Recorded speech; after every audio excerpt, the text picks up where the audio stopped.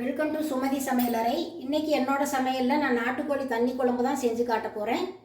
நான் ஒரு 1/2 கிலோ நாட்டுக்கோழி எடுத்து க்ளீன் பண்ணி எடுத்து வச்சுருக்கிறேன். இதுக்கு மசாலா வறுத்து அரைக்கணும். வாங்க மசாலா வறுத்துடலாம்.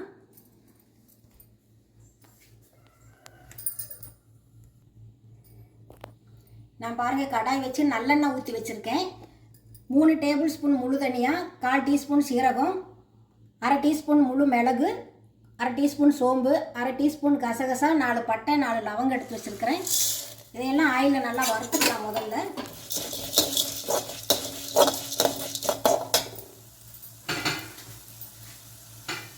கூடவே 6 காஞ்ச மிளகாய் எடுத்திருக்கேன். மிளகாய் தூளுமே சேர்க்கணும், அதனால் மிளகாய் பார்த்து சேர்த்துக்கோங்க.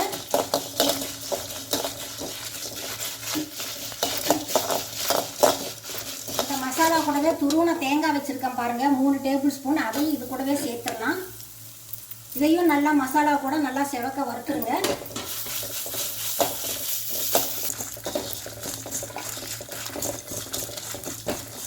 மசாலாலாம் நல்லா வறுபட்டுருச்சு பாருங்கள். இப்போ இதை வேற ஒரு பிளேட்டுக்கு மாற்றிக்கலாம். நாம்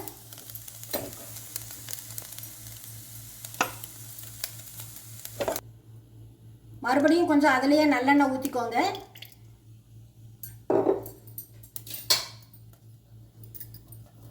ஒரு 10 சின்ன வெங்காயம், 4-5 பல் பூண்டு, ஒரு துண்டு இஞ்சி கட் பண்ணி வச்சுருக்கிறேன். அதையும் சேர்த்துக்கோங்க. கொஞ்சமாக கருவேப்பிலை. இதையும் நல்லா ஆயிலில் நல்லா வதக்கி விடுங்க. கூடவே ஒரே ஒரு தக்காளி பழம் கட் பண்ணி வச்சுருக்கிறேன். அதையும் சேர்த்துக்கோங்க.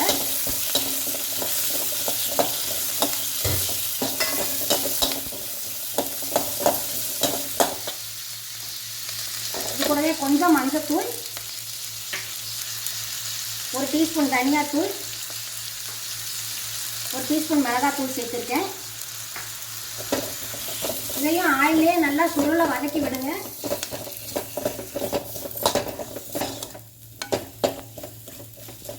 வெங்காயம் தக்காளி எல்லாம் நல்லா வதங்கிடுச்சு பாருங்கள். இப்போ இந்த மசாலாவை எடுத்து வச்சிடலாம். இது ரெண்டுமே ஆறட்டும், அரைச்சிட்டு வந்துடலாம். இப்போ குக்கர் வச்சு நம்ம சிக்கனை தாளிச்சு விட்டுடலாம். குக்கர் வச்சு நல்லெண்ணெய் ஊற்றி வச்சுருக்கேன் பாருங்கள். ஆயில் காய்ஞ்சிருச்சு. கடுகு தாளிச்சுக்கலாம்.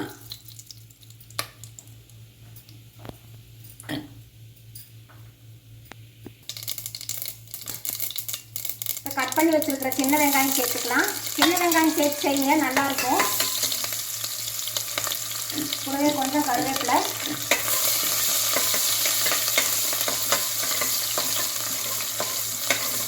கொஞ்ச நேரம் ஆயிலே வெங்காயம் வதங்கி வரட்டும். அப்புறமா சிக்கனை சேர்த்துக்கலாம்.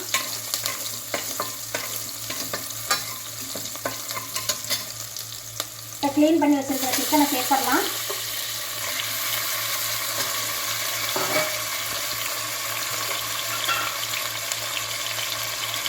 கொஞ்சமாக மஞ்சத்தூள் சேர்த்துக்கோங்க.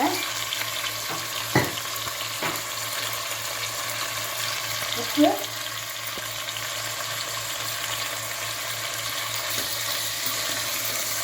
இதை நல்லா ஆயிலே நல்லா வதக்கி விடுங்க. கொஞ்சம் நேரம் ஒரு 2 நிமிஷம் நல்லா ஆயிலே வதங்கி வரட்டும்.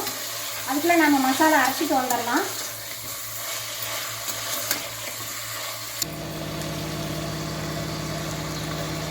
சிக்கன் 2 நிமிஷம் ஆயிலே நல்லா வதங்கிச்சு பாருங்க. நான் மசாலாவும் அரைச்சிட்டு வந்துட்டேன்.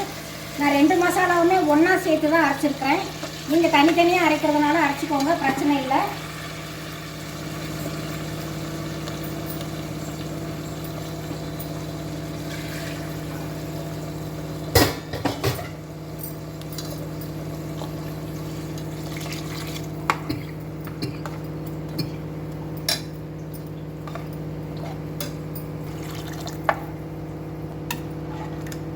குழம்பு நல்லா தண்ணி மாதிரியே கூட்டி வைங்க, அப்போ தான் நல்லாயிருக்கும். உப்பு ஏற்கனவே சேர்த்துருக்குறோம். இப்போ கொஞ்சமாக சேர்த்துடலாம்.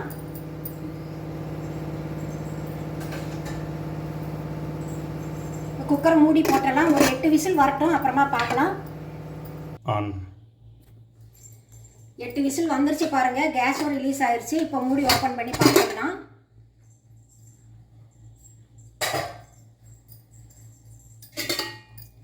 குழம்பு சூப்பராக ரெடி ஆயிடுச்சு பாருங்கள். சிக்கனுமே நல்லா பஞ்சு மாதிரி வந்துருச்சு. இப்போ அடுப்பு பற்ற வச்சு சும்மா ஒரு 2 நிமிஷம் கொதிக்க வைக்கலாம் போதும்.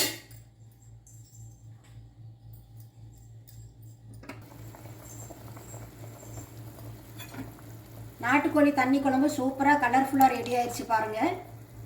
இந்த அளவு குழம்பு கன்சிஸ்டன்சி இருந்தால் போதும். நான் வந்து காலையில் பிரேக்ஃபாஸ்ட்டுக்கு இட்லிக்கு தான் செஞ்சுருக்கேன். நீங்கள் ஒயிட் ரைஸுக்குமே செஞ்சு சாப்பிட்டு பாருங்கள், நல்லாயிருக்கும்.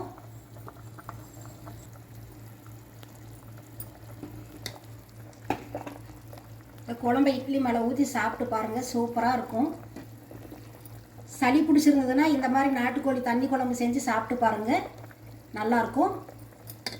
குழம்பு ரெடி ஆயிடுச்சு. இப்போ அடுப்பு ஆஃப் பண்ணிடலாம்.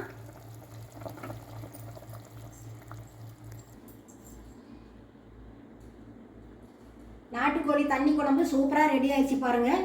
நீங்களும் நான் சொன்ன மெத்தட்லேயே மசாலா அரைச்சி செஞ்சு சாப்பிட்டு பாருங்கள், சூப்பராக இருக்கும். இந்த வீடியோ உங்களுக்கு பிடிச்சிருந்ததுன்னா லைக் பண்ணுங்கள், கமெண்ட்ஸ் பண்ணுங்கள். உங்களை நான் மறுபடியும் அடுத்த வீடியோவில் சந்திக்கிறேன்.